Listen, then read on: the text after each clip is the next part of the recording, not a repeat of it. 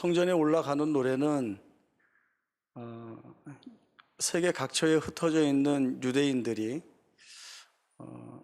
중요한 절기, 6월절이나 7.7절이나 장막절이 되면 성전에 모여야 되는데, 그러한 때에, 그리고 또 개인적으로 어떤 이유를 가지고 하나님께 예배 드려야 할 것이 있는 사람들이 성전을 향하여 올라가면서 그 순례길에 부르는 노래입니다. 성전에 올라가는 사람들의 상황이나 처지는 다 각각 다를 것입니다. 누구는 자기의 삶에 감사할 것들이 너무 많아서 하나님 앞에 감사의 예물을 가지고 기쁨 가운데 올라가는 사람도 있을 터이고, 또 누구는 자기의 삶에 하나님께서 복을 부어 주시기를 간절히 소원하는 마음으로 하나님의 성전에 올라가는 사람들도 있을 것입니다. 또 어떤 사람들은 자신의 삶 가운데 불어닥친 어려운 일이나 또 그로 인한 비통한 마음을 가지고 하나님의 은혜를 구하며 하나님의 성전에 올라가는 사람들도 많이 있을 것입니다. 이렇게 여러 이유를 안고 성전에 올라가는데, 사실은 120편부터 134편까지 성전에 올라가는 노래를 이렇게 모아두면서 편집자는 어떤 의미에서는 감사를 먼저 노래할 수 있고, 어쩌면 하나님이 주시는 은혜와 복을, 그리고 또 하나님 앞에 소망하는 것들을 먼저 노래할 수 있는 순서로 내어놓을 수 있겠는데, 가장 첫 성전에 올라가는 노래를 환난에 관한 이야기로 시작을 하고 있습니다. 이것은 분명한 편집 목적과 의도가 있다고 생각을 하는데, 그것은 사실은 인간이 처한 현실을 여실히 들여다보게 하는 것이고, 또 거기에서 우리에게 참된 위로를 주실 분은 누구이신가라고 하는 사실들을 확인하는 차원에서 말씀을 주고 있는 것으로 보게 됩니다. 인간이 살아가면서 겪는 환난이나 고통은 이루 말할 수 없이 여러 가지가 있겠지만, 그 중에서도 제일 큰 것은 죽음이라고 생각을 합니다. 죽음은 인간이 갖고 있는 모든 두려움과 불안과 고통의 기저입니다. 여기에서 바로 사람들은 공포와 상실과 공고함과 낙심과 절망을 불러일으키게 됩니다. 사람들은 어떤 죽음에 대해서는 참 숭고한 죽음이다 라고 이름 붙이기도 하고, 또 어떤 이의 죽음에 대해서는 참 의로운 죽음이다 라고 이야기를 합니다. 물론 그 죽음이 숭고할 수 있고 의로울 수 있지만, 그러나 정말 그 죽음이라고 하는 그 자체를 들여다보면은 그 죽음은 매우 절망적일 수밖에 없다라고 하는 것이 그 죽음이 가지고 있는 본질입니다. 우리의 삶과 뗄래야 뗄 수 없는 이 죽음인데, 이 죽음이 가져다 주는 상실과 고난에 대하여 우리는 어떻게 해야 되겠는가? 이 질문은 우리뿐만 아니라 세상에 있는 모든 사람들이 하고 있는 질문입니다. 이 죽음의 고통 속에서 우리에게 위로가 되는 것들이 있겠는가? 있다면 그 위로는 무엇인가? 라고 하는 질문입니다. 누구도 예외 없이 이 질문을 하고 있고, 이 질문에 대한 답을 구하고 있습니다. 세상도 세상 나름대로의 답을 주고 있습니다. 그런데 그 세상이 주는 답이라고 하는 것이 이런 겁니다. 답이 없다라고 하는 거죠. 아무것도 할 수 있는 것이 없다라는 겁니다. 왜 답이 없고 아무것도 할 수 있는 것이 없다라고 하면, 세상에 있는 것으로는 이 죽음의 문제, 이 안에서의 위로를 해결할 수 있는 원동력이 없기 때문에 그렇습니다. 이 안에서는 그 죽음에 대한 고통과 비통함과 눈물만 있을 뿐이지 여기에서는 그 어떤 위로의 내용도 찾아볼 수가 없는 것입니다.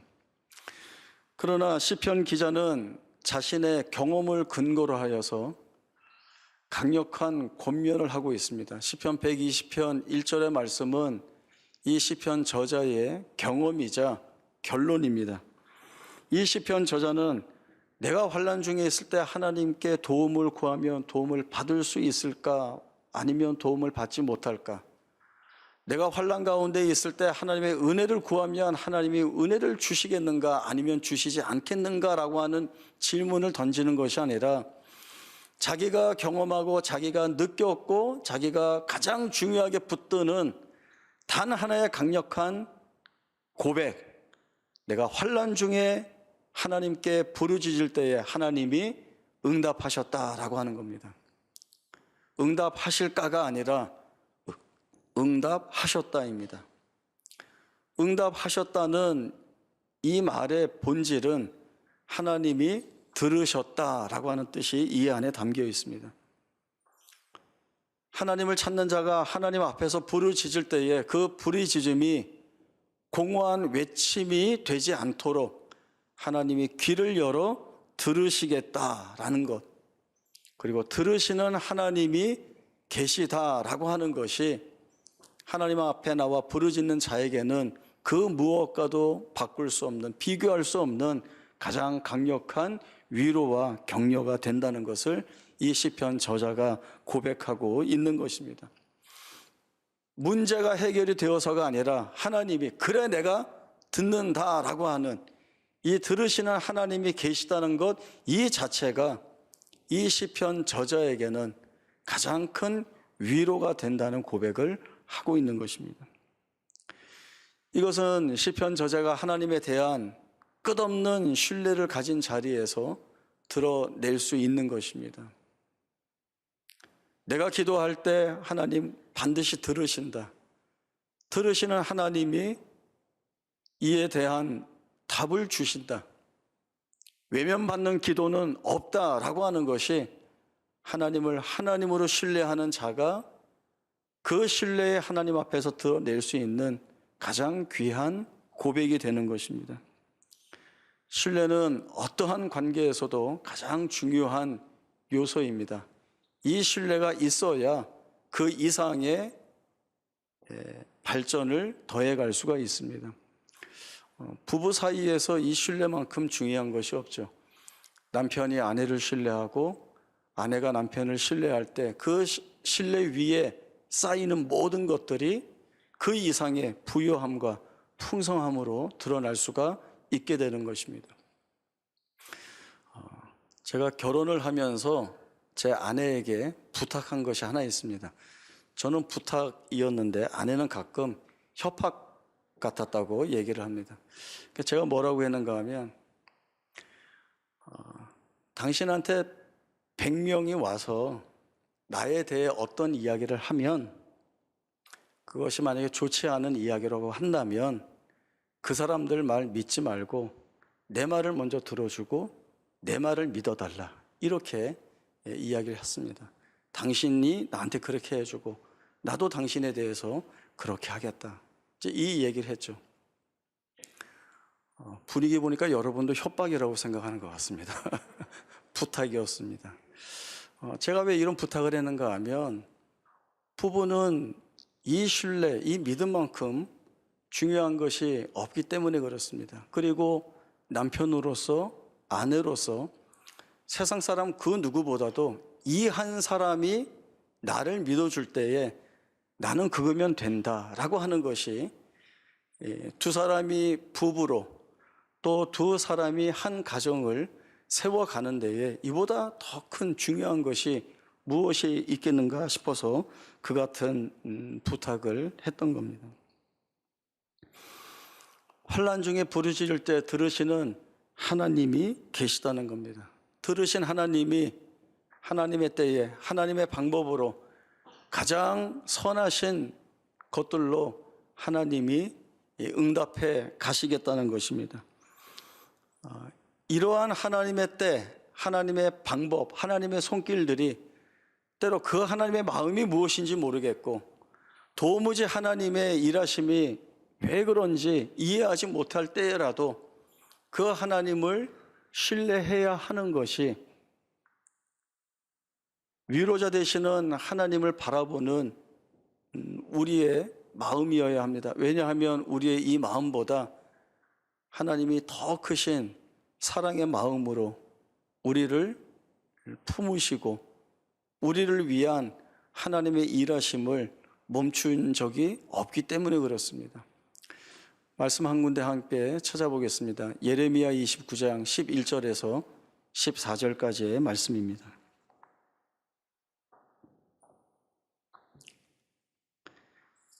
예레미야 29장 11절에서 14절까지의 말씀 제가 읽겠습니다. 여호와의 말씀이니라. 너희를 향한 나의 생각을 내가 아나니 평안이요 재앙이 아니니라. 너희에게 미래와 희망을 주는 것이니라. 너희가 내게 부르짖으며 내게 와서 기도하면 내가 너희들의 기도를 들을 것이요 너희가 온 마음으로 나를 구하면 나를 찾을 것이요 나를 만나리라. 이것은 여호와의 말씀이니라. 나는 너희들을 만날 것이며 너희를 포로된 중에서 다시 돌아오게 하되 내가 쫓아 보내었던 나라들과 모든 곳에서 모아 사로잡혀 떠났던 그곳으로 돌아오게 하리라. 이것은 여호와의 말씀이니라. 아멘. 예레미야 29장 5절부터의 내용을 보시면 하나님이 이 말씀을 주시고 있습니다. 너희는 포로로 잡혀간 그곳에서 집을 짓고 농사 지으며 살고 있어라. 결혼해서 아이도 낳고 그렇게 낳은 너희의 아이들이 결혼하여 또 아이를 낳고 살고 있어라. 너희는 사로잡혀간 그 성읍의 평안을 위해서 하나님께 기도해라. 이 말씀 주고 있습니다. 나라가 망하고 포로로 잡혀와 있는 하나님의 백성들에게 마치 모든 것을 포기하고 이제는 너희 거기서 그냥 살아라고 하는 식으로 주시는 이 하나님의 말씀을 도무지 이해할 수가 없는 겁니다. 거기에서 살아라 라고 하는 것은 어찌어찌 이해한다 해도 우리나라를 망하게 하고 우리를 포로로 잡아온 이 바벨론을 위하여 하나님께 기도하라는 것은 도대체 무엇 때문에 그러는지 알 수가 없는 것입니다. 그러나 그 말씀의 진의를 하나님이 설명해 주고 계십니다. 너희가 포로 70년의 세월을 살아야 하는데 그동안 너희의 수요가 줄어들지 않도록 너희가 소멸되지 않도록 번성케 하기 위한 하나님의 마음이 이 안에 담겨 있고 너희 스스로 너희를 보호할 수 없기에 바벨론이라고 하는 큰 나라 안에서 안전하게 거하게 하려는 하나님의 취지가 이 안에 있는 것입니다. 그리고 하나님이 말씀하신 70년의 포로 세월이 지나게 되면 하나님은 반드시 너희를 쫓아보냈던 그 하나님의 땅, 약속의 땅으로 회복시키시고 그리고 거기에서 다시금 하나님 나라의 새 백성답게 만들어내시겠다는 이 하나님의 계획이 비록 이스라엘 백성들의 하나님의 마음과 뜻을 알지 못한다 하여도 하나님은 이 일을 분명하게 해나가고 계시다라고 하는 것을 이 이스라엘 백성들에게 말씀해 주고 계시는 것입니다. 저도 얼마 전에 사랑하는 조카를 먼저 떠나보냈습니다. 지금도 제 머릿속에는 그 아이가 태어난 날, 또 저도 어렸지만 그 아이가 너무 예뻐서 학교 마치면 그 누나 집에 가서 아이를 보면서 굉장히 예뻐하고 사랑했던 기억이 많습니다. 그 아이의 빈소에서 저희 아버지가 이런 이야기를 했습니다. 늙은 내가 너무 오래 살았나 보다. 이 젊은 아이들이 더 건강하게 잘 살아야 되는데 내 책임인 것 같다. 그 말씀 속에서 정말 우리는 아무것도 할 수 없고 도대체 이 절망스러운 이 비참한 현실 속에서 어떻게 해야 되는가라고 하는 되물음밖에는 나오지 않는 겁니다. 그럼에도 하나님께서는 자기 아들을 보내서 우리를 살려주시고 그리고 우리를 살려주신 그 생명의 자리에 우리를 불러내어 그 생명의 은혜를 입은 자들이 너무나 기쁘고 즐거운 마음으로 마음껏 살도록 주신 은혜라고 하는 것이 결국은 우리가 붙들 위로이고 그 위로는 하나님만이 주실 수 있는 것이고 그리고 결국은 이 하나님만이 우리 위로의 주가 되신다라고 하는 고백을 안 할 수 없는 자리에 우리가 가게 되는 것입니다. 너희는 부르짖어라. 내가 너희를 만날 것이고 너희는 기도해라. 내가 들을 것이다. 이 약속을 주신 하나님은 바로 우리를 가장 복된 존재로 여겨주시는 하나님이십니다.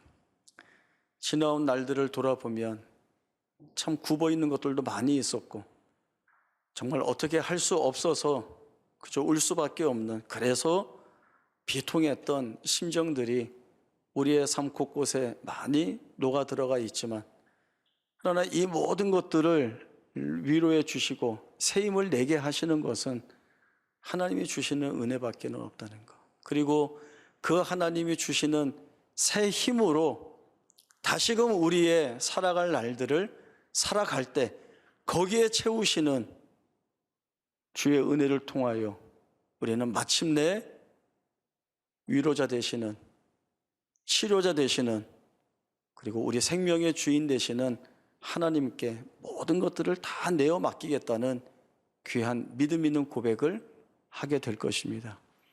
그 고백을 가지고 2023년 올 한 해도 감사함과 믿음 있는 고백을 살아내는 우리 모두의 복된 생애가 될 수 있기를 바랍니다.